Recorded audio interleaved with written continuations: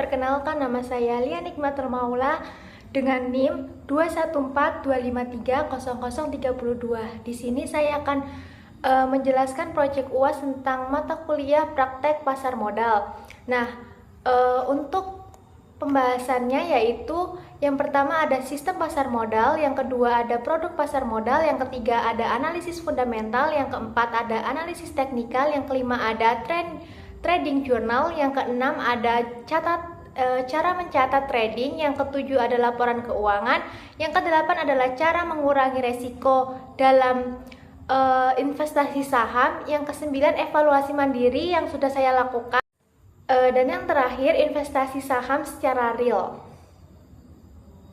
Pasar modal itu dibagi menjadi dua, yaitu pasar perdana dan pasar sekunder. Untuk pasar perdana itu memiliki ciri-ciri yaitu harga saham selalu tetap. Yang kedua, tidak dikenakan komisi. Yang ketiga, hanya untuk pembelian saham. Yang keempat, pemesanan dilakukan oleh agen penjual. Yang kelima, jangka waktunya sangat terbatas.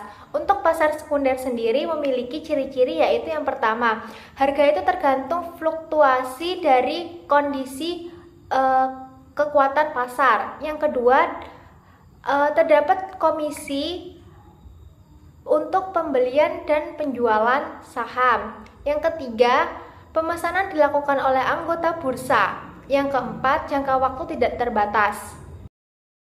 Nah, produk-produk apa sih yang ada di pasar modal itu?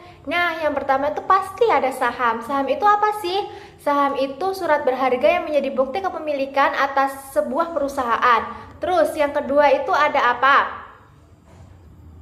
Yang kedua itu ada reksadana, yaitu produk pasar modal yang sebagai wadah untuk pengumpulan serta pengelolaan dana beberapa investator. Nah, untuk yang ketiga ada surat berharga EFT. Itu biasanya dijual pada BEI atau Bursa Efek Indonesia. EFT sendiri adalah produk pasar modal yang diperdagangkan di bursa efek dan melacak indeks atau komoditas tertentu. Nah, untuk yang keempat ada surat utang atau obligasi. Nah, apa sih surat utang atau obligasi itu? Itu adalah merupakan bentuk surat pernyataan utang yang diterbitkan oleh pihak terkait, biasanya datang dari pemerintahan atau korporasi. Nah, untuk yang kelima ada derivatif, adalah biasanya itu termasuk turunan dari saham seperti waran dan right. Nah, yang keenam ini ada waran sendiri, yaitu surat berharga yang memberikan hak pada pemegangnya untuk membeli atau menjual saham pada harga tertentu. Sedangkan yang ketujuh ada right, adalah produk pasar modal yang berupa surat berharga yang memberikan hak pada pemandangnya untuk membeli saham pada harga tertentu. Right ini dibagi menjadi beberapa jenis seperti right call, right put, dan lain-lain. Nah, yang kedelapan ada ETF atau Exchange Traded Fund atau produk pasar modal yang diperdagangkan di bursa efek dan melacak indeks atau komoditas tertentu. ETF ini dibagi menjadi beberapa jenis. Di antaranya yang melacak saham, yang kedua melacak komoditas, dan ETF yang melacak obligasi. 9 produk pasar modal yang ke-9 ada index fund, produk pasar modal yang diperdagangkan di bursa efek dan melacak indeks tertentu. Yang ke-10 dan yang terakhir ada mutual fund, yaitu produk pasar modal diperdagangkan di bursa efek dan melacak indeks atau komoditas tertentu. Sebelum kita membeli, kita harus menganalisis secara fundamental maupun teknikal. Nah, untuk analisis fundamental itu gimana sih? Analisis fundamental itu adalah metode analisis perusahaan yang didasarkan pada faktor-faktor fundamental suatu perusahaan, termasuk sisi kinerja keuangan dan bisnis keuangannya. Nah, analisis fundamental itu dibagi menjadi dua, yaitu analisis fundamental kualitatif dan analisis fundamental kuantitatif. Analisis fundamental kuantitatif adalah metode yang digunakan oleh investor untuk menilai kualitas suatu perusahaan. Nah, Biasanya analisis fundamental kualitatif ini memiliki 3 faktor utama, yaitu analisis perusahaan, analisis industri, dan analisis sisi ekonomi yang mempengaruhi kelangsungan usaha perusahaan. Nah, sedangkan analisis fundamental kuantitatif adalah metode yang digunakan oleh investor untuk menganalisis kinerja keuangan perusahaan menggunakan data keuangan dan rasio keuangan. Nah, analisis kuantitatif fundamental ini melibatkan beberapa indikator seperti ROE ataupun PE. Dari banyaknya kode saham, saya memilih kode BBCA menjadi saham yang baik menurut analisis fundamental. Alasannya kenapa? Pertama itu analisis fundamental kualitatifnya ya. Yang pertama manajemennya yang berpengalaman ya. Yang kedua reputasi yang baik sebagai bank terkemuka di Indonesia. Sedangkan pada analisis fundamental kuantitatifnya yaitu yang pertama laba yang diberikan itu selalu konsisten. Yang kedua memiliki ROE yang fluktuatif namun selalu meningkat, menunjukkan bahwa perusahaan BBCA ini mampu mengelola modal yang dimiliki untuk menghasilkan laba yang lebih baik. Terus yang ketiga memiliki EPS meningkat secara konsisten. Hal ini itu menunjukkan bahwa perusahaan itu mampu menghasilkan keuntungan yang lebih baik dibandingkan aset yang dimiliki. Nah, terus untuk selanjutnya ada analisis teknikal. Analisis teknikal itu adalah metode analisis harga yang mempelajari aktivitas pasar dengan mengelola data historis sebagai indikator utamanya. Nah, dalam analisis teknikal ini data historis digunakan untuk memprediksi pergerakan harga saham di masa depan. Berikut diantaranya yaitu menggunakan trend, chart, support, and resistance. Yang keempat volume transaksi, yang kelima adalah pola. Banyaknya kode saham.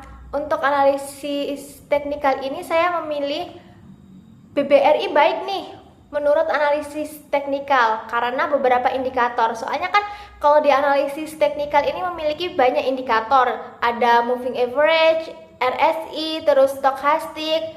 Selain itu banyak lagi pokok. Nah, BBRI ini moving average-nya itu bagus. Selalu meningkat. Hal ini tuh dapat ditunjukkan pada garis moving average-nya yang berada di bawah candlestick. Hal ini tuh menunjukkan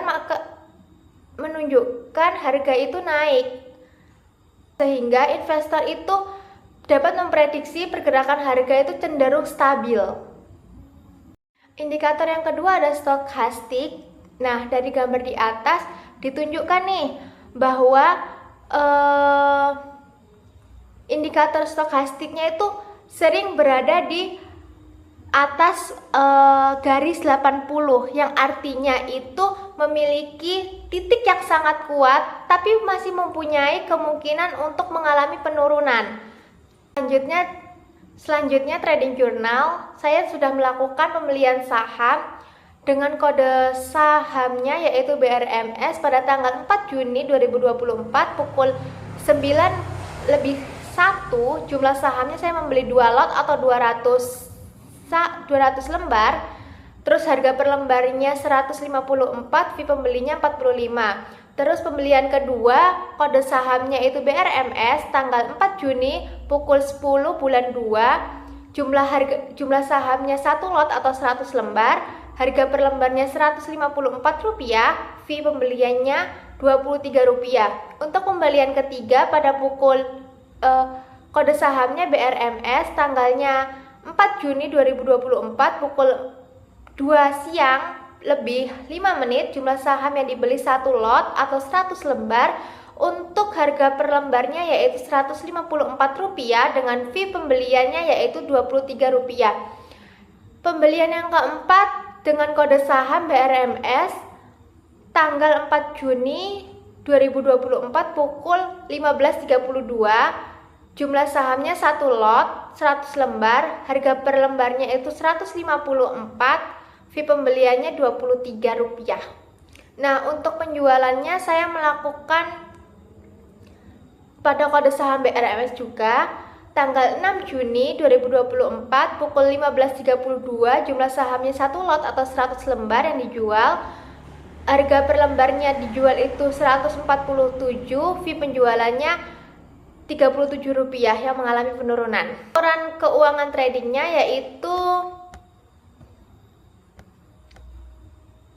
yaitu neracanya.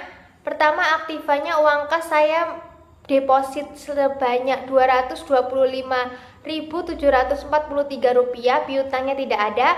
Investasi saham sebanyak Rp77.114, total aktivanya yaitu Rp302.857. Untuk kewajibannya sendiri tidak ada semua, termasuk hutang lancar, hutang tidak lancar, total kewajibannya tidak ada ya jadinya.